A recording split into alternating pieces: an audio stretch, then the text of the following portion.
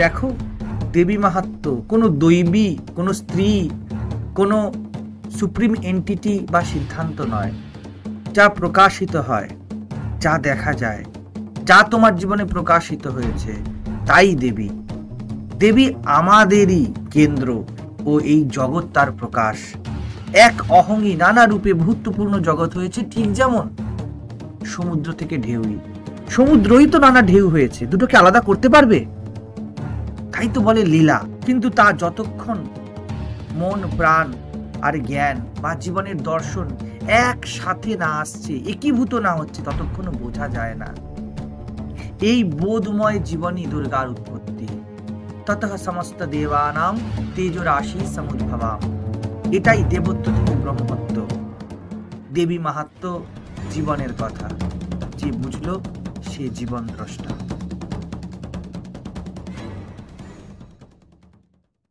প্রণাম মহারাজ।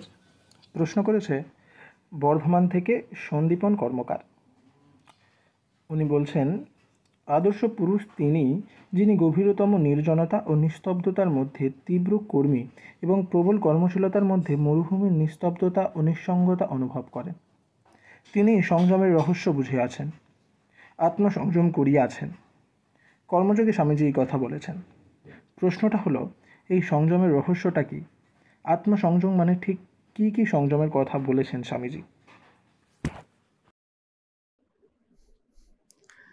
আত্মসংযম কি কি সংযম হয় না, আমরা এরকম বুঝি, মন এরকম বোঝে, অহংকার এমন বোঝে।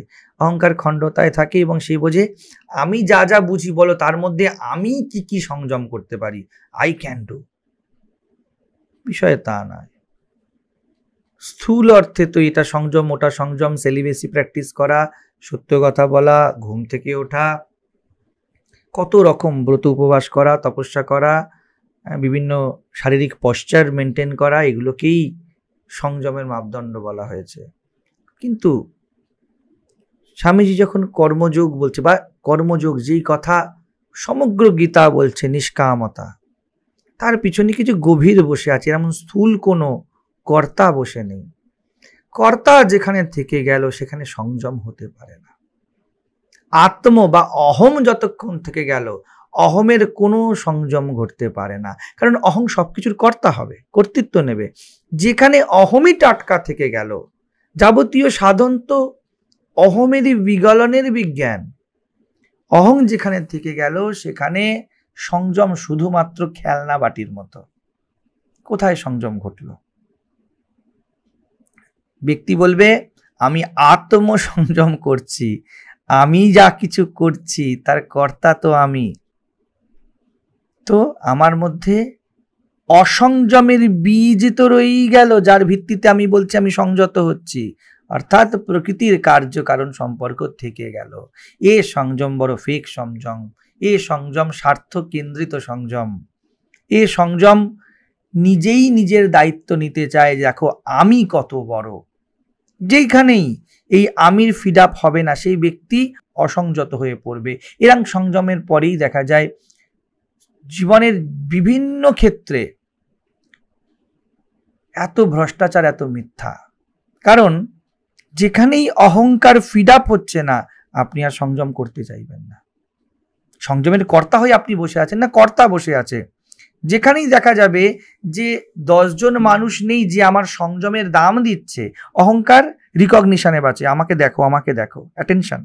যেখানে অ্যাটেনশন পাবে না, যেই দরজা বন্ধ হবে, এই ব্যক্তি অসংযত হয়ে পড়বে। এর মধ্যে বীজ বসে আছে। যতক্ষণ পর্যন্ত তার সংযম তার কোনো অহংকারের ছবিকে মোটা করতে কাজে লাগে, সে ততক্ষণই সংযত থাকবে। এই সংযম বড় ঠুনকো সংযম, এবং অদ্ভুত ব্যাপার, ধর্মের বাজারে একই মাত্র সংযম বলে দেওয়া হয়েছে। সংযম কার জন্য শব্দ? আত্মার তো সংযম চাই না, সংযম চাই প্রকৃতির। যতক্ষণ না কারোর জীবনে প্রকৃতির থেকে উঁচু কিছু থাকবে, মহৎ কিছু থাকবে, সূক্ষ্ম কেন্দ্রীয় কিছু থাকবে, ততক্ষণ পর্যন্ত সংযমের প্রশ্নই ওঠে না। কে কাকে সংযম করবে? যেন মনের এক ভাগ আরেক ভাগের সাথে লড়ছে। লড়াই সংযম কিভাবে? কে যেতে কে যেতে? কখনো দরজা বন্ধ করা জিতে যায়, কখনো দরজা খোলা জিতে যায়। জীবন একীভূত হয়নি, একাকার হয়নি, জীবনে এক প্রতিষ্ঠিত হয়নি, তার সংযম কি? স্বামীজি যখন কর্মযোগী কথা বলছেন, ঠিক গীতার একটি শ্লোককেই তিনি যেন শুধু বাংলায় বলেছেন, কর্মণি অকর্ময় পশ্যেত অকর্মণি চ কর্ময়। গীতায় শ্রীকৃষ্ণ এটিকে বলছেন, কর্মণ্য অকর্ময় পশ্যেত অকর্মণি চ কর্ময় স বুদ্ধিমান মনুষ্যেষু স যুক্তঃ কৃষ্ণ কর্মকৃত। যিনি কর্মে অকর্ম এবং অকর্মে কর্ম দর্শন করছেন, তিনি বুদ্ধিমান, তিনি যোগী, তিনি সর্বকর্মকারী। কি বলতে চাইছেন? বুঝতে হবে কর্ম কি। প্রকৃতিতে প্রাকৃতিকভাবে যা স্বাভাবিকভাবে ঘটে, যা ঘটে যায়, কথায় কথায় আমরা বলি না, খিদে পেয়েছে, ঘুম পেয়েছে, মলমূত্রের বেগ এসছে, হাই আসছে, ঠিক তেমন আমরা কি বলে থাকি? ভালোবাসা হয়ে গিয়েছে, মনটা আমার কেমন কেমন যেন হচ্ছে। যা কিছু অসাড়ে হয়ে যায়, না চাইতেই উঠে আসে, সব অকর্ম। বৃহত্তর ক্ষেত্রে যদি দেখা যায় তো আমাদের মধ্যে যা কিছু উঠছে, যা কিছু ঘটছে, তার মালিক আমরা কোথায়? কিন্তু কিছু দায়িত্ব আমরা নিই, কিছু দায়িত্ব আমরা নিই না। এই যে ভেদ, এই যে মিথ্যা এক খেলা চলছে, যেখানে হাই তো ওঠে, কিন্তু অফিসে আমি যাই, অফিসে তুমি থোড়াই যাও। প্রকৃতি পরিবেশ তোমার মধ্যে যদি এই প্রবৃত্তি না দিয়ে থাকতো, পরিস্থিতি যদি তোমার মধ্যে এই রকম চাহিদা উৎপন্ন না করে থাকতো, তাহলে তুমি এর দায়িত্ব নিতে না। কিন্তু দেখুন, বেশিরভাগ ক্ষেত্রে কি ঘটে যায়? আমরা বলবো আমি তো চাকরি করি, কিন্তু হাই ওঠে। কিন্তু আমি যে চাকরি করি সঠিকভাবে যদি বুঝিয়ে দেওয়া যায়, তো দেখা যাবে যে আপনি কাজও করবেন না। বহু লোক আছে যারা কাজ করছে না, তাদের একটা কিছু নিজস্ব আন্ডারস্ট্যান্ডিং আছে, তারা যে কোনোভাবেও গুলগাল দিয়ে জীবন কাটিয়ে দেবে। তাদের কাছে তাদের কোনো চাকরি না করার পিছনে যথেষ্ট যুক্তি আছে। তো প্রকৃতি অস্তিত্ব যার কাছে যেরকমভাবে ঘটনাকে নিয়ে এসেছে, জীবনকে নিয়ে এসেছে, জীবনের দর্শন ক্রিয়েট করেছে, সে সেইভাবে চলছে। ঠিক হাই ওঠার মতনই আমাদের দায়িত্ব নেই, কিন্তু ইন্ডিভিজুয়াল হিসাবে আমরা বলি কি আমরা কর্তা, আমি এটা করেছি। গীতায় কি বলা হচ্ছে? গীতায় বলা হচ্ছে, দেখো পরিষ্কারভাবে তুমি কখনো কিছু করনি, তাহলে কর্ম কি? তা করবোটা কি? প্রশ্ন এসে যায়, কারণ আমাদের শরীর তো কর্মক্ষেত্র। তাহলে কর্মের ডেফিনেশন কি দাঁড়াবে? যা কিছু এই অজ্ঞানকে কেটে দেয় যে আমি করছি, তাই একমাত্র সঠিক কর্ম। এই জন্য শ্রীকৃষ্ণ বললেন তিনি সর্বকর্মকারী, কৃষ্ণ কর্মকৃত। যিনি কর্মে অকর্মকে দেখে নিচ্ছেন, অর্থাৎ যা কিছু ঘটছে তার মধ্যে আমার ব্যক্তিগত কোনো হাত নেই, এটা যিনি দেখে নিয়েছেন। আর অকর্মণিচ কর্মজ, যা কিছু আমি করছি না বলে আমি দাবি করছি, সেটা হচ্ছে কর্ম। যা কিছু আমার মধ্যে দায়িত্বপূর্ণভাবে আমি অ্যাকসেপ্ট করে নিচ্ছি, তাও আমার দ্বারা সিলেক্টেড নয়, আমিই তো পরিস্থিতির উৎপাদন, আমিই তো বিভিন্ন মূল্যবোধের সমষ্টি। যদি অন্য কোনো সমাজে জন্ম নিতাম তো অন্য কোনো মূল্যবোধ থাকতো। আজকে শহরে জন্মেছি তাই চাকরি করতে ইচ্ছা হচ্ছে, যদি আদিবাসী কোনো বা গ্রামে কোনো জন্মাতাম, তখন থোড়াই আর চাকরি করতাম, তখন হয়তো চাষবাস করতাম, তখন হয়তো পশু শিকার করতাম, জড়িবুটি পাতা পড়তাম। তো এই যে দায়িত্বটুকুনিও নিচ্ছি, দায়িত্ব প্রকৃতি দ্বারাই নিয়ন্ত্রিত। আমি কোথায় নিচ্ছি? আমার মধ্যে যে কামনা, বাসনা, লোভ, মোহ, ভয়, আসক্তি, এগুলো কি আমার দ্বারা উৎপাদিত? তাহলে তো এগুলো চাইলে আমি কন্ট্রোলও করতে পারতাম, কিন্তু পাই কোথায়? বাঘ সামনে আসলে ভয় পেয়ে যাব, না চাইতেই পেয়ে যাব, অসাড়ে ভয় ঘটে গেল।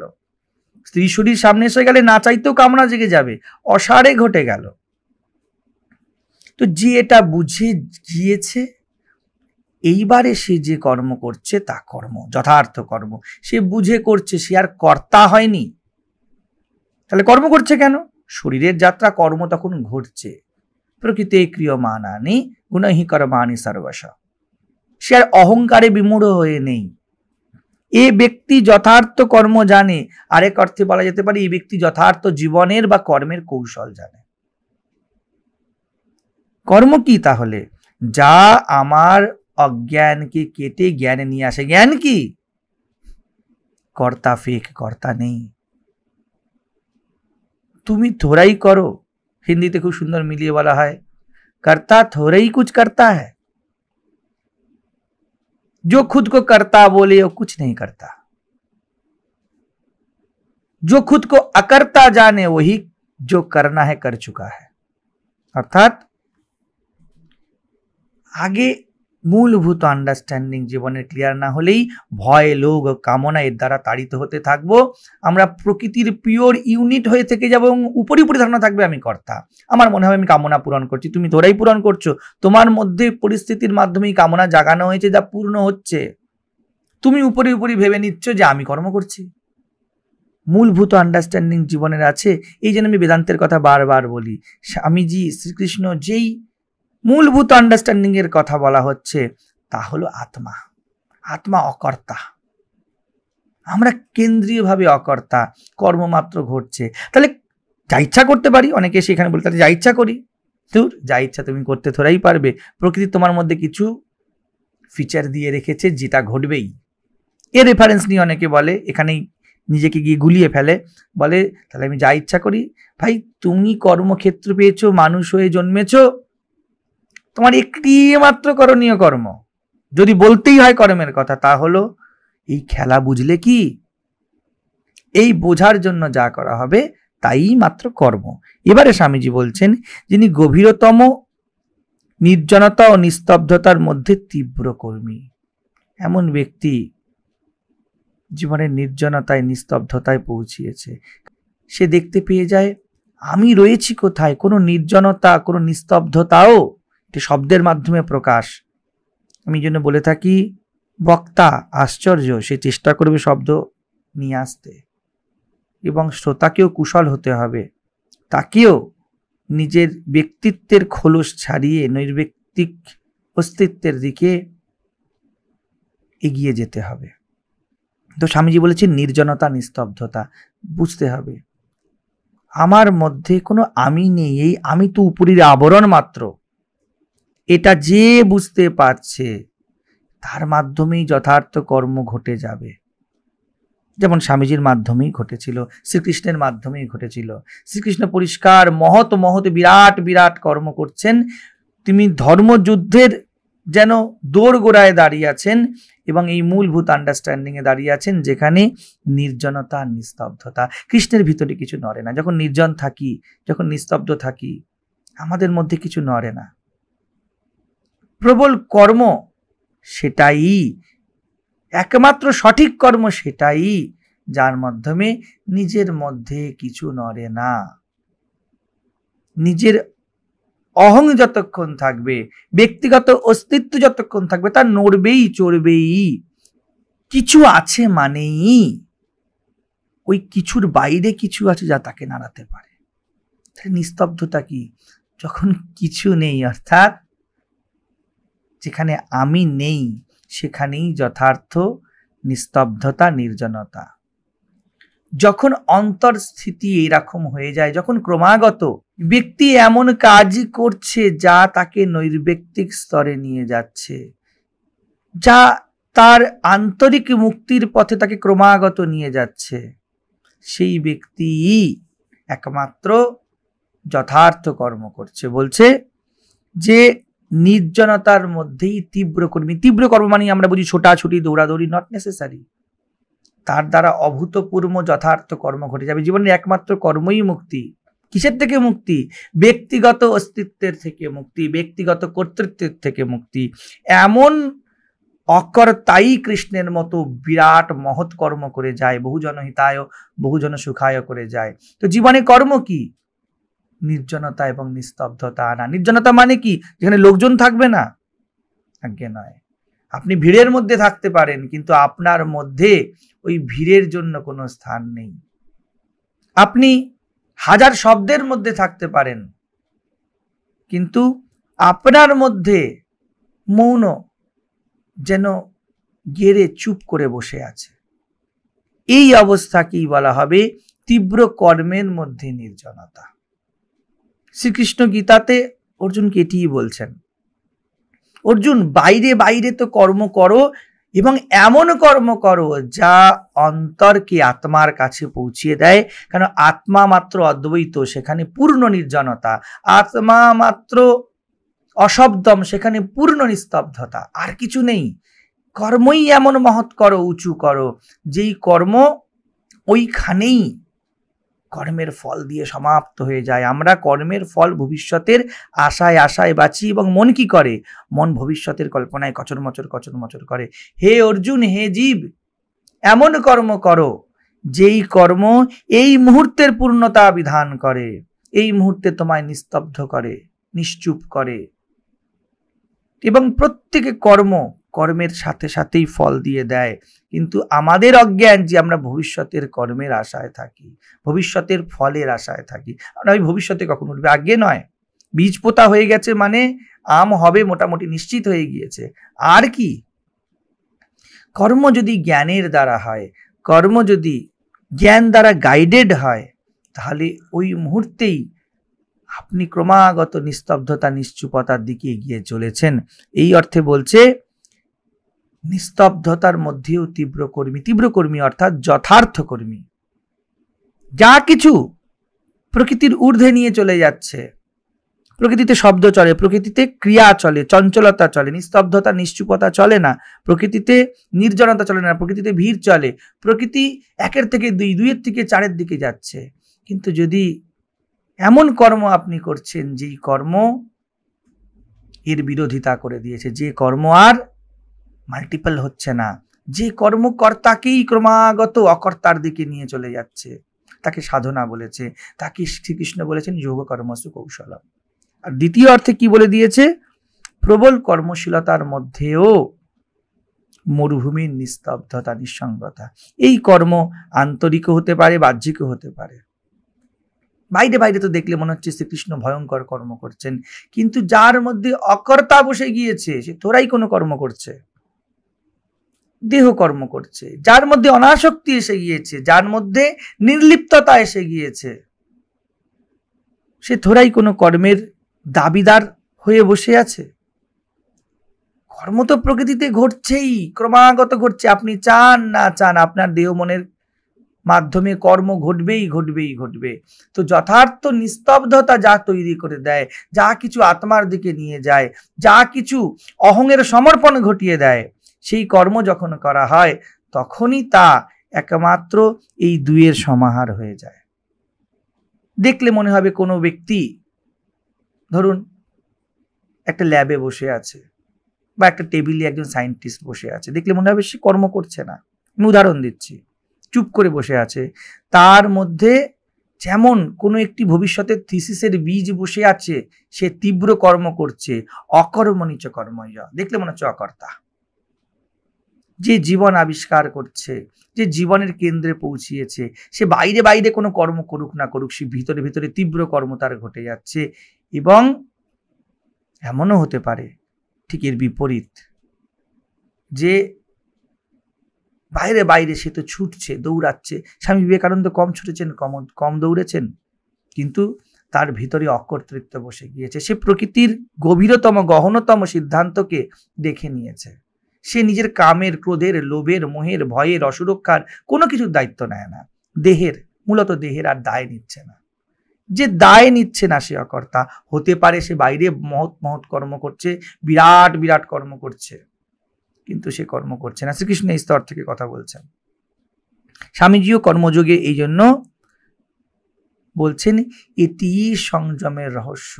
সংযম তো আন্তরিক হবে, যেখানে কেন্দ্রে আত্মা বসে আছে এবং আত্মার আন্ডারে প্রকৃতি কর্ম করছে, সেখানেই মাত্র সংযম সম্ভব। আমি প্রথমেই বললাম, প্রকৃতির মধ্যেই যদি ফেসে আছি এবং বলছি না খাবো না, না চলবো না, না ব্রহ্মচর্য পালন করব, তাহলে কি ঘটছে? প্রকৃতির কনফ্লিক্ট চলছে শুধুমাত্র ভিতরে। এই জন্য এই সংযম টেকে না। আমি বললাম যেই আড়াল হবে এই সংযম খসে পড়ে যাবে। এই জন্যই আমরা কিছুদিন বাদে বাদে বলি যে অনেক চেষ্টা করলাম, হচ্ছে না। 10 দিন করলাম, 11 দিনের দিন হেরে গেলাম। কেন চলছে? কারণ প্রকৃতির কেন্দ্রে কোনো আত্মিক কেন্দ্র আবিষ্কারই হয়নি। প্রকৃতির সাথে লড়ছে, দুটো কুকুর লড়ছে, তো যেই জিতুক কি বলা হবে? কুকুর জিতে গেছে। প্রকৃতির দুটি গুণ লড়ছে, প্রকৃতির দ্বন্দ্ব লড়ছে, যেদিকেই জিতুক প্রকৃতি জিতে যাবে। আর প্রকৃতি মানেই হলো ক্রমাগত চলবে, কোনো জিত শেষ জিত নয়। তুমি জিতবে হারবে, তাহলে জিত হারের ঊর্ধ্বে ওটার অর্থ কি? যে বুঝে গিয়েছে যে এই দ্বন্দ্ব নিরর্থক, দুটি কুকুরই লড়ছে, জিতবে তো কুকুরই, কুকুরের বাইরে তো যাওয়াই হয়নি। দুটি কুকুর লড়লে একটা ষাঁড় জিতে গেলে তো হবে না। অর্থাৎ সংযম করি বা না করি, রয়েছে সেই প্রকৃতির স্তরেই। এ ব্যক্তি সংযমের রহস্য বোঝেনি। তাহলে সংযমের রহস্য কি? যখন সংযমের কেন্দ্রে আত্মা বসে আছে, যখন কেন্দ্রে অকর্তা বসে আছে, সংযমকারীও কর্তা, আর যে সংযত হতে পারেনি তার মধ্যেও কর্তা বসে আছে। একজন বলছে আমি এতদিন ধরে ব্রহ্মচর্য পালন করছি, এর মধ্যেও কর্তা আছে। আর যে বলছে, সাধারণ যারা সংসারে দেখা যাচ্ছে, তারা তো কর্তা হয়েই বসে আছে। সে বলছে সংযম কি? জগৎ ভোগের জায়গা। যে ভোগ করতে চাইছে তাতেও কর্তা, যে যোগ করতে চাইছে তাতেও কর্তা। তাহলে সংযম হলো কোথায়? এ তো কনফ্লিক্ট, এ তো দ্বন্দ্ব, এর মধ্যে কামড় আছে, খিমচি আছে, হিংসা আছে। সংযম তখন স্বতঃসিদ্ধ হয় যখন সংযমের কেন্দ্রে আত্মা বসে আছে। কর্ম তখনই মাত্র কর্ম যখন তার কেন্দ্রে নিস্তব্ধ অকর্তা বসে আছে। অকর্ম তখনই অকর্ম যখন সেই অকর্মের কেন্দ্রে মহত্তর বৃহত্তর প্রেম, করুণা, সহানুভূতি বসে আছে। চুপ বসাও কর্মের সংজ্ঞা নয়, কর্ম করাও কর্মের সংজ্ঞা নয়। এর কেন্দ্রে সেই একটি কথা বলে থাকি বারবার, তুমি কিছু বুঝেছো কি গহন সূক্ষ্ম? যে এটা বুঝে গিয়েছে, ইতিহাসে দেখা যায় তাদেরকে আমরা পূজা করি, তাদেরকে আমরা উচ্চ স্থান দিয়েছি। শ্রীরামকৃষ্ণ যাতে একটি ইঁটও গাঁথেনি, কর্ম তো কিছুই করেনি। আজ তো লোকজনের সাথে এক কথায় যদি সাধারণ লোক দেখে বলবে গপ্পবাজি, গাঁজাখুরি, কাজকর্ম করে না, চাকরি বাকরি নেই, চাষবাস নেই, রাসমণির দেবালয়ে বসে খাচ্ছে। কিন্তু মহত্তম কর্মের বীজ রোপণ হয়ে যাচ্ছে, কারণ শ্রীরামকৃষ্ণের মধ্যে অকর্তৃত্ব বসে আছে। অকর্মণিচ কর্ময়। আর স্বামীজিকে দেখলে কি মনে হবে? তিনি ছুটছেন, আমেরিকা যাচ্ছেন, ছেলেদেরকে নিয়ে আসছেন, মঠ বানাচ্ছেন। বিপরীত দেখা যাবে। চিঠি লিখছেন, এটা করতে বলছেন, ওটা করতে বলছেন, বিভিন্ন সেন্টার বানানোর জন্য বলছেন, তো ভয়ঙ্কর কর্ম। কিন্তু তার মধ্যে, স্বামীজির মধ্যে কিছু যেন নড়ছে না, স্থির থেকে যাচ্ছে। এটি যখন জীবনে এসে যায় তখন কর্ম, অর্থাৎ চুপ করে বসে থাকা বা না বসে থাকা, এই দুটোর উপরে নির্ভর করছে না আপনি যথার্থ কর্ম করছেন কিনা, যথার্থ জীবন কাটাচ্ছেন কিনা, আপনার গহনতম কেন্দ্রে আত্মার নিস্তব্ধতা রয়েছে কিনা, এবং আপনার সব শব্দই নিস্তব্ধতা থেকে বেরাচ্ছে কিনা। আপনার নিস্তব্ধতার পিছনেও জগতের জন্য করুণাপূর্ণ শব্দ বসে আছে কিনা, এর উপর নির্ভর করছে আপনি কর্মযোগী কিনা। শ্রীকৃষ্ণ বলছেন, স্বামীজিও একই সুরে বলছেন, সেই মাত্র যোগী যে এই দ্বৈতের মধ্যে অদ্বৈতকে বুঝতে পেরেছে, যে অদ্বৈতের স্তরে দাঁড়িয়ে আছে। এটি সংযমের রহস্য। যে বাইরে বাইরে কর্তা হয়ে আছে, যে সংযমেরও কর্তা, অসংযমেরও কর্তা, সে আর সংযত অসংযত এ লাভ কি যদি অহংবৃত্তি থেকে গেল? কর্তাই যদি বেঁচে থাকলে বা তো ভোক্তা হতেই হবে। সংযমের জন্য তোমার যে শুভ ফল তা ভোগো, অসংযমের জন্য যা অশুভ ফল তা তুমি ভোগো। যদি ভুগলেই, যদি ভোক্তাই হলে, তাহলে মুক্তি কোথায় হলো? কিন্তু যে প্রকৃতির স্তরকে কেটেছে, তার থেকে এগিয়েছে, যে এই গূঢ়তম রহস্য বুঝেছে যে কর্ম করা বা না কর্ম করা এই কথাটা তো হতেই পারে না, কারণ কর্ম তো ঘটবে।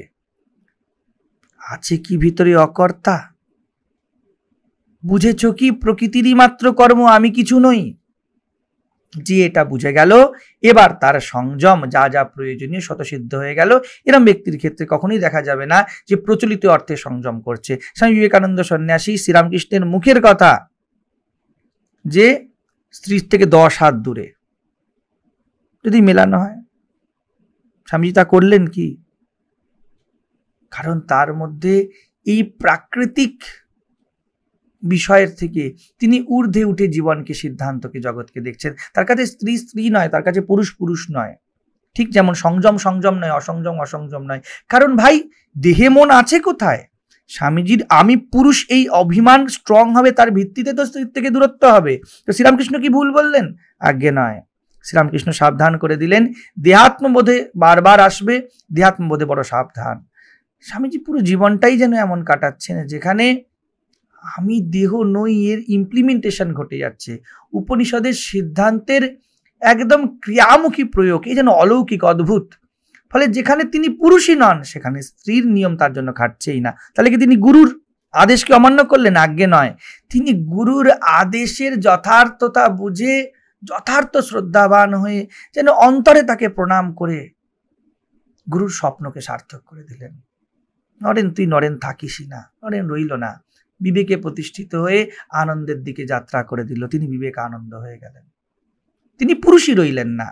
ঠাকুর তো সাবধান করেছিলেন, তুমি যতক্ষণ পুরুষ ততক্ষণ স্ত্রীর থেকে সাবধান, কারণ প্রকৃতি এরকম দ্বৈতের মধ্যে ফাঁসিয়ে রাখবে, ঝামেলায় আটকে দেবে, অসংযম সংযমের খেলা চলবে। স্বামীজি বললেন, দূর, আমি পুরুষই থাকবো না। প্রভু, তুমি যা বলেছ তা তো বুঝেছি, তাকে জীবনে ঢেলেছি এবং ঢেলে সব কর্মের পার চলে গিয়েছি। এই হলো নিষ্কামতার কর্মযোগের রহস্য। তার আগে নিষ্কাম হওয়া যায় না। যতক্ষণ পর্যন্ত কর্মকারী কর্তা বসে আছি, ততক্ষণ পর্যন্ত সকামতাই থাকবে। তাহলে কি করণীয়? সঠিক কর্ম নির্বাচন করুন। কোন কর্ম আপনাকে প্রত্যেক মুহূর্তে অহংকারকে কেটে কেটে অহংকার শূন্যতার দিকে নিয়ে যায়। যা অহংকার শূন্যতার দিকে নিয়ে গেল, তা কর্তার যথার্থ নির্ণয় যে আমি আর কর্তা থাকতে চাই না। এটি কৃপারও প্রথম স্টেপ। কৃপায় করে পাওয়া তো না, কৃপার প্রথম করাই এটা, আমি আর কিছু করতে চাই না। শেষতম সিদ্ধান্ত, রিজাইন। যেই রেজিগনেশন দিয়ে দিল তার পাওয়া হয়ে যাবে, কিন্তু যে পাবে সে আর বেঁচে নেই। কৃপায় রিজাইন হয়ে গিয়েছে, এমপ্লয়ি রেজিগনেশন দিয়ে দিয়েছে। যে রেজিগনেশন দিয়ে দিয়েছে তার মধ্যে নিস্তব্ধতা, নিশ্চুপতা। এবার সে কর্ম করুক, সে ঘুরতে যাক, সে ঘরে থাকুক, সে মুক্ত। এই অর্থে বলা হচ্ছে নিষ্কাম কর্মী সে, বা আমরা নিষ্কাম কর্মী সেই মাত্র হতে পারবে যে কর্তা হওয়া স্বীকার করেনি। যদি কেউ বলে আমি নিষ্কাম কর্ম করতে চাই, সে নিজেকে ঠকাচ্ছে। সে থাকতে নিষ্কাম কর্ম ঘটবেই না। যে বলছে আমি আর থাকতেই চাই না, সে না চাইতেও তার দ্বারা নিষ্কাম কর্ম ঘটে যাবে। এটাই স্বামীজির এই কথার গূঢ়তম রহস্য। এটাই আত্মসংযমের, স্বতঃস্ফূর্ত আত্মসংযমের কেন্দ্রে বসে আছে। কেউ যেন নাই থাকে যার সংযত হবার দরকার। সংযমে অটোমেটিক সিদ্ধ হয়ে যাবে।